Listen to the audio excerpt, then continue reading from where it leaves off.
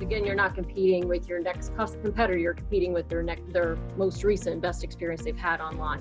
So you got to make sure you're meeting customer expectations. But I do think it starts with helping define that customer journey. Right? Well, most businesses have been in businesses a long time. So we get to the point where we think we know who our customers are, we know what our processes are, we know our products, but I don't think people really sit down on a regular basis and relook at that, right? People, processes, industries, the markets are always changing. I think we have to be very cognizant of that.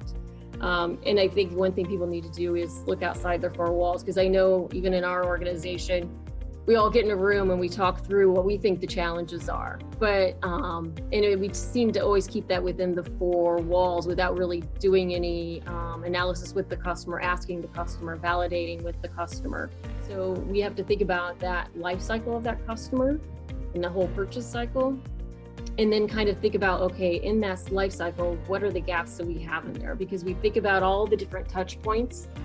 And it's not just the digital touch point, right? It's all the things that happen on the back end too. So when we think about inside of our four walls and we're looking at the journey, you need to have all the people that have the touch point with that customer.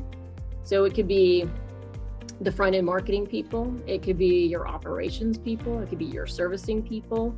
Anybody that has a touch point with that customer needs to be part of that conversation as we're thinking about that journey and each of those points in which the journey, again, from the awareness to acquisition, retention, and advocacy, where all those touch points are, right? And making sure that as you're looking at those touch points, that you're communicating in a way to the customer that is personalized, highly responsive, because again, customers' expectations have really evolved in the digital space. So you have to make sure that you're highly responsible. But I think if you're going through that customer journey process with your organization, you're bringing everybody into the conversation. And then you also bring into the information, because we also have a lot of data from our customers, right? We get surveys, we listen to social media, we get information from our servicing departments. And sometimes not a lot of those are great comments either, right? So again, that should help us think about, okay, what in our processes and within that journey and those touch points are we broken or that we have gaps? And then so taking the technology that you already have and helping solve some of those gaps are key.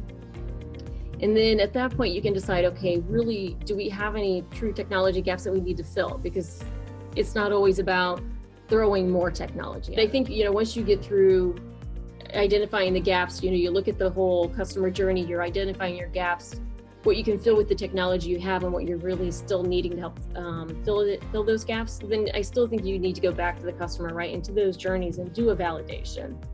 And as much as you can bring in customers and validate, if it's a small segment of customers, just to get some validation, I think that's always key as well. And I know we're trying to be better at that, and I think most organizations are, because again, I think we look inside our four walls and we think we're listening to our customers, but I don't know if we really are hearing them and we're really validating what we think we know.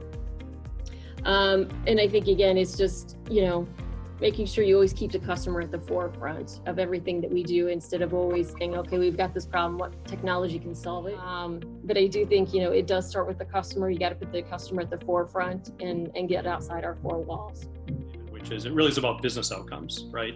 It's not about the technology. The technology is important to help you arrive at those business outcomes or take your own journey to those business outcomes. But it's really about how can we help you, how can organizations think about how they can help their customers or help their business do something better, more efficiently, more effectively. So I like it when customers come and talk to me about business challenges and outcomes that they're trying to achieve.